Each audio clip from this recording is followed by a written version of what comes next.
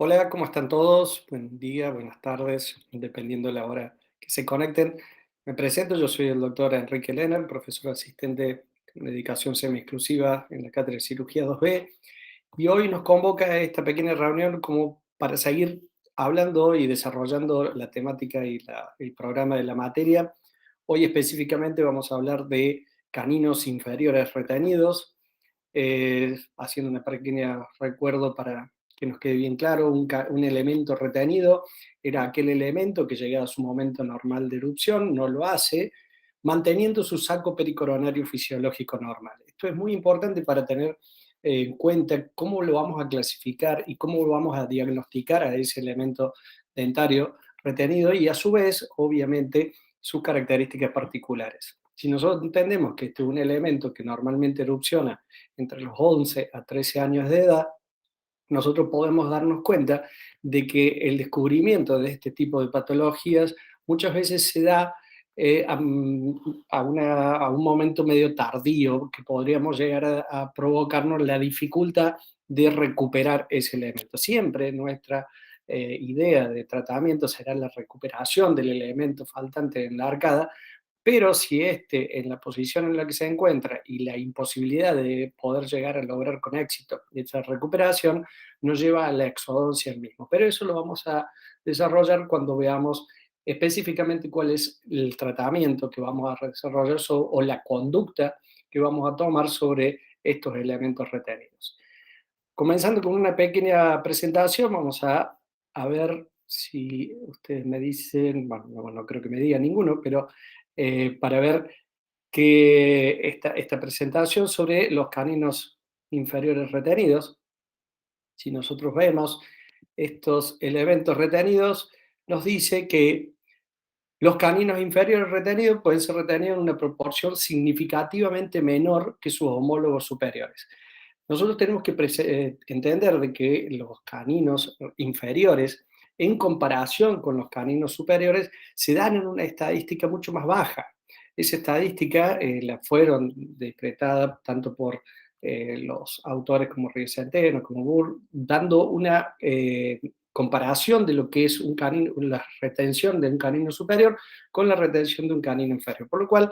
las posibilidades de que exista una retención en un canino inferior son muy bajas y dependen principalmente por distintas razones o patogenia que nosotros llamamos de esa forma. ¿Qué es lo que es la patogenia? Es por qué es la génesis de esa patología, por qué se da esa patología. Normalmente estos que equivalen igual a cualquier elemento retenido, ustedes acuérdense que había razones de tipo sistémicas y razones de tipo locales que pueden ser específicamente afectan al elemento dentario o de las características propias del maxilar.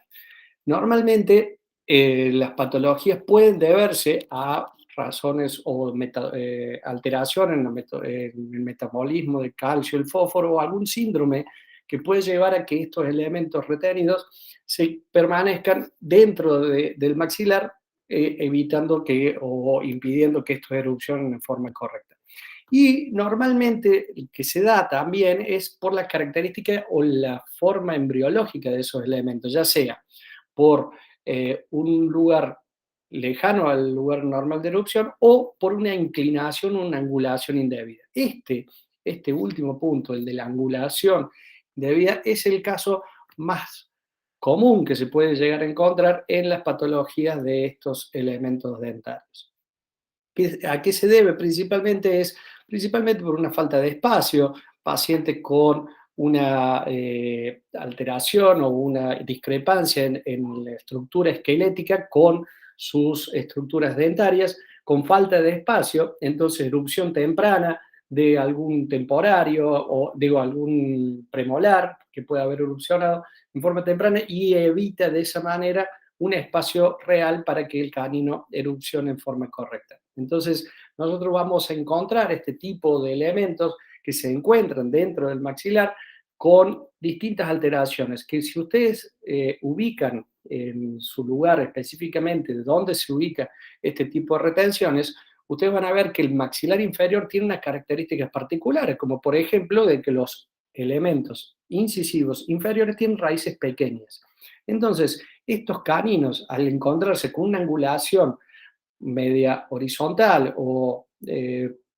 con una angulación mesializada, pueden llevar a que estos naveguen dentro del maxilar y hasta podrían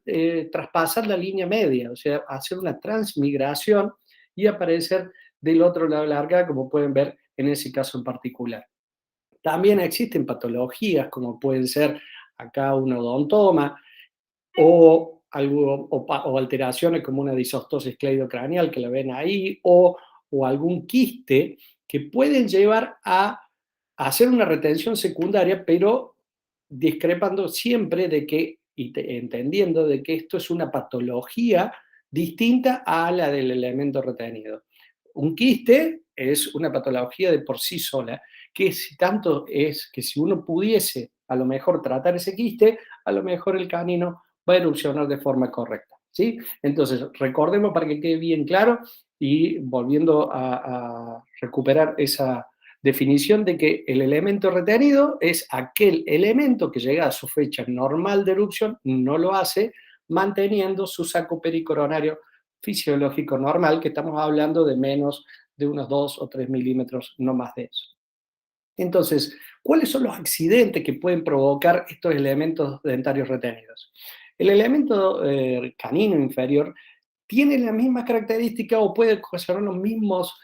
complicaciones que la del canino superior, que cuál era la giroversión de los elementos permanentes, reabsorción de las raíces de los elementos permanentes, y eso puede llevar a que nosotros terminemos perdiendo más de un elemento dentario si estos no son tratados en un momento adecuado. ¿Cómo debo diagnosticar entonces un elemento dentario, una retención? Se basa principalmente en las evidencias clínicas. Yo cuando abro la boca del paciente o solicito que abra la boca el paciente, nosotros tenemos que darnos cuenta, si empezamos a contar, vamos a ver los incisivos central, el lateral, y debería existir el elemento permanente, el canino. Si por alguna razón está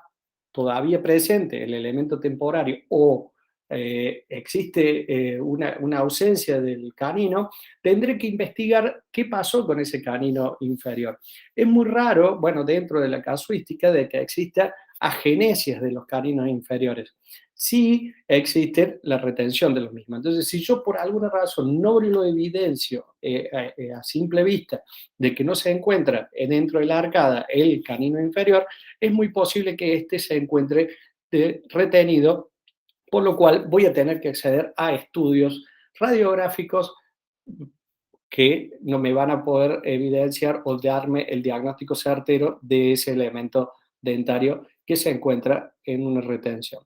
¿Cuál es la radiografía típica? Y la radiografía típica que nosotros vamos a utilizar, por lo menos una periapical, una técnica de Dick, que para poder identificar que se encuentre o no ese elemento dentario. Después tenemos algunos estudios un poco más detallados, como pueden ser estudios que me den una idea general de cómo se encuentra ese elemento. Entonces vamos a tener estudios o estudios radiográficos extraorales e intraorales. Dentro de los intraorales, como decíamos, teníamos la periapical, pero también teníamos las oclusales, que a mí me van a poder dar una idea de dónde se encuentra ese elemento, ya sea una oclusal total inferior o una oclusal total invertida, en el cual yo voy a poder identificar dónde se encuentra ese canino y poder diagnosticarlo de la manera no solamente de dónde se encuentra, sino también la decisión o la conducta que nosotros vamos a ir sobre ese canino. Obviamente, como le decía, la radiografía típica que nosotros nos va a llevar a ese diagnóstico certero es por excelencia la ortopantomografía, radiografía panorámica que deberíamos pedir a todos nuestros pacientes apenas lleguen a nuestra consulta la primera vez que los vemos. Otra de las radiografías extraorales tenemos la teleradiografía de perfil, que también nos puede dar una identificación de dónde se encuentra ese elemento, y hoy podemos decir que el estudio de excelencia es en la tomografía o la combine, ¿sí? El estudio de una tomografía a nosotros nos puede dar en los tres planos del espacio de poder identificar dónde se encuentra ese elemento, cuál es la relación real que puede existir con sus elementos anteriores, cuáles las posibilidades o no de poder ser recuperado y de por sí también cuál va a ser la mejor terapia a seguir en el momento.